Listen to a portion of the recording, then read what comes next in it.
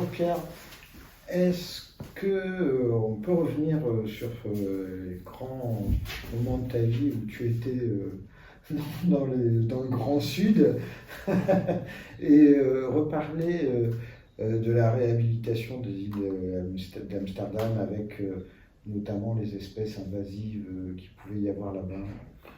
Oui, alors en fin de compte, c'est le hasard qui nous fait retomber là-dessus, parce que je viens de recevoir sur mon ordinateur hier seulement l'annonce, les actualités du réseau des espèces exotiques envahissantes d'outre-mer, qui est un réseau, enfin, un petit organisme qui s'occupe de toutes les espèces qui ont été introduites dans des îles et qu'on essaie maintenant d'éliminer parce qu'elles sont en train de désertifier, d'avoir un impact sur la faune et la flore de ces coins-là.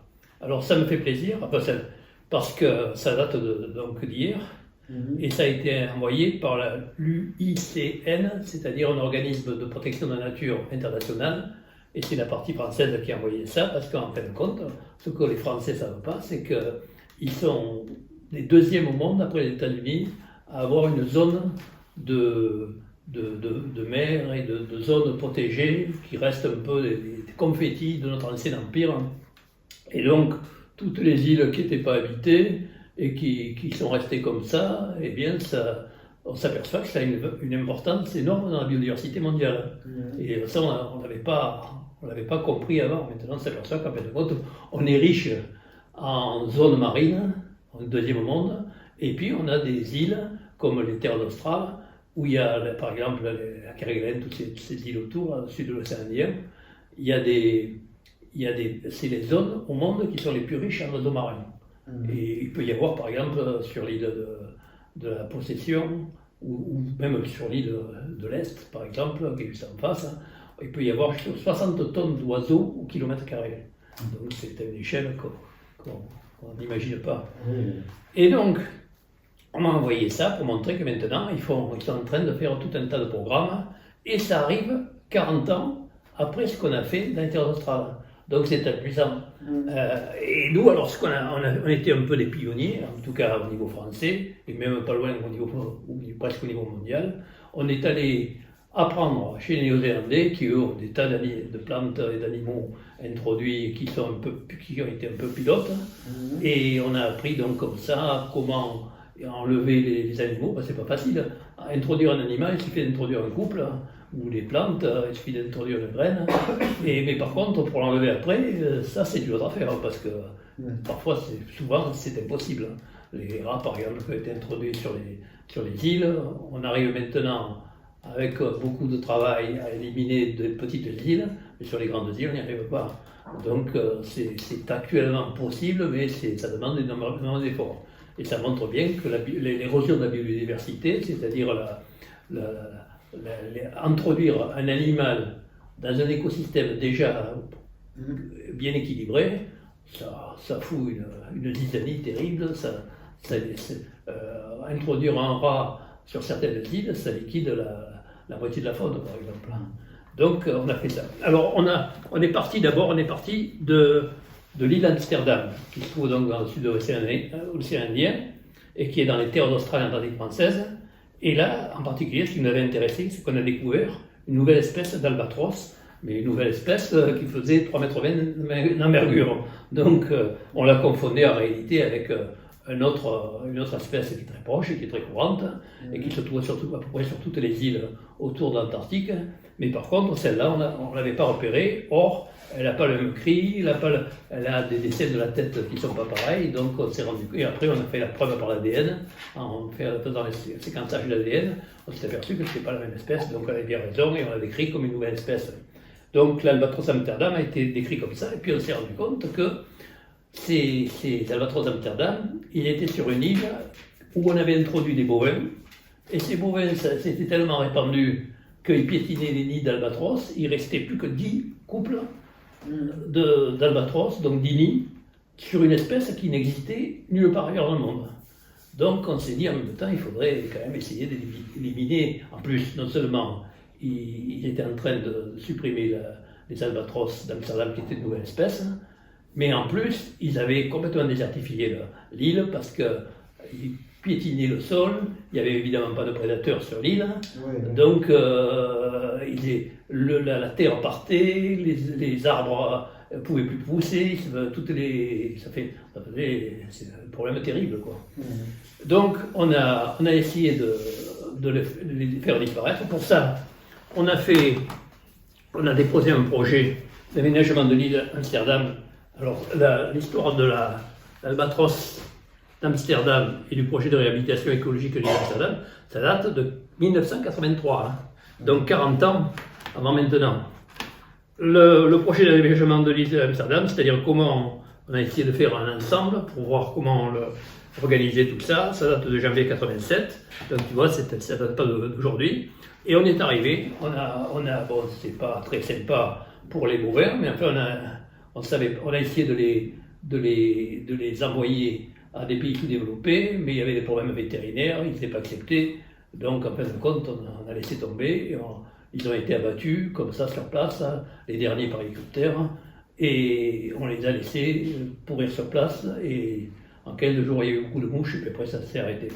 Donc, c'était assez dur, mais ça a permis, en tout cas, maintenant, il y a une végétation qui remonte. Il y a peut-être 3 mètres de végétation, alors qu'avant c'était au ras du sol, parce que les vaches qui y avait là étaient mourées parce qu'elles avaient plus d'herbe, vu qu'il n'y avait pas de prédation.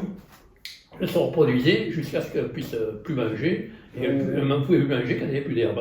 Et alors, avec les dents, elles raclaient tout ce qu'elles pouvaient d'herbe, et il n'y avait plus le rocher rasé, petit à petit usé les dents, et donc elles mouraient de faim. Et on les voyait, des fois, en prenant des photos, elles tombaient mortes, tellement elles étaient en mauvais état. Bon. Enfin, en tout cas, on a évacué ce problème, et donc maintenant, ça, c'est pas retourné à l'état initial, mais enfin, c'est beaucoup mieux qu'avant. Ça va beaucoup mieux. Et puis après, on a essayé d'aller plus loin, et il y a une île qui est à 80 km de l'île d'Amsterdam, qui s'appelle l'île Saint-Paul, qui est d'ailleurs l'île qui est un ancien cratère de volcan. Et qui est dans le milieu sous les mers de Jules Verne, se trouve être la base secrète du capitaine Nemo avec son sous-marin. En tout cas, on est allé dans cette île qu'on connaissait bien, et on savait que les rongeurs, les souris, les rats et les lapins avaient complètement modifié, parce que les humains sont arrivés avec leur bateau, ils ont amené des animaux, et puis ils les ont laissés là, et puis les animaux ils n'ont pas nécessairement fait volontairement, mais dans les paquets il y avait des rats et des souris, et puis ils ont amené quelques lapins en croyant que ça serait utile, et puis les lapins ils ont mangé toute la végétation, et maintenant la végétation était quasiment abîmée, et par contre les pétrels qui naissaient par milliers avant sur cette île, n'avaient été mangés par les rats. Donc, les derniers qui survivaient, il y avait une espèce qui était particulière à cette île, elle s'est réfugiée sur un petit caillou qui était au large, parce que les rats n'étaient pas arrivés à nager jusque-là, et elles avaient reproduit, mais elles ne pouvaient pas aller plus loin, puisqu'elles se faisaient manger quand elles arrivaient sur la grande île. Donc, quand alors, pour apprendre comment faire, on est allé voir chez les Néo-Zélandais, qui étaient les premiers à avoir dans les années 50 mis ces trucs au point, parce qu'ils ont des tas de petites îles avec des espèces complètement originales, et quand les Maoris puis les Anglais sont arrivés, ils ont amené leurs animaux, qui ont fait des tas de dégâts, etc. Ils ont été après coincés, ils avaient des tas d'espèces comme le kiwi, qui étaient mangés par les animaux qu'ils avaient introduits, des chats, des trucs comme ça. Donc actuellement, ils sont en train d'essayer à l'échelon, mais alors attention, de la Nouvelle-Zélande, c'est-à-dire immense, ça c'est notre niveau que ce qu'on a fait, ils sont en train d'essayer d'éradiquer tout ça. Ce qui est vendu d'ailleurs par d'autres qui disent que c'est pas bien d'utiliser les animaux. Bon, enfin, en tout cas, ils ont choisi cette évolution, la même option qu'on a prise, c'est-à-dire essayer de revenir le plus près possible de l'état initial. Et donc, dans cette île de Saint-Paul, on a utilisé les méthodes des Néo-Zélandais, c'est-à-dire qu'on est venu avec des poisons qui étaient biodégradables et qui ont liquidé les rats, les souris et puis la plupart des lapins. Mais on savait que les lapins, certains étaient prudents et ne mangeaient pas les rats, les cadeaux empoisonnés. Et donc on a amené aussi un chien qui servait à dénicher les lapins qui étaient dans leur terrier pour les sortir et les tuer. Donc on a comme ça supprimé, on est arrivé, ça a été quand même une île qui fait 3 km de long, hein. Donc on est arrivé alors, avec un hélicoptère qui distribuait des appâts, et puis en plus les appâts après étaient éliminés par le ruissellement sans faire de dégâts. Donc on est arrivé à supprimer les rongeurs et les lapins. Et donc on a récupéré comme ça une île.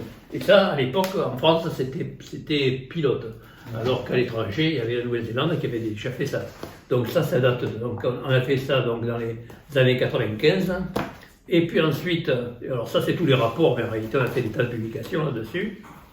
Et puis ensuite, on a fait une réserve de toutes ces îles, les terres australes. Et maintenant, c'est un des hauts lieux de la protection de la nature dans le monde, puisque ça a été repéré et répertorié. Et donc maintenant, depuis les années 60, c'est considéré comme... Alors donc, on a été très en avant.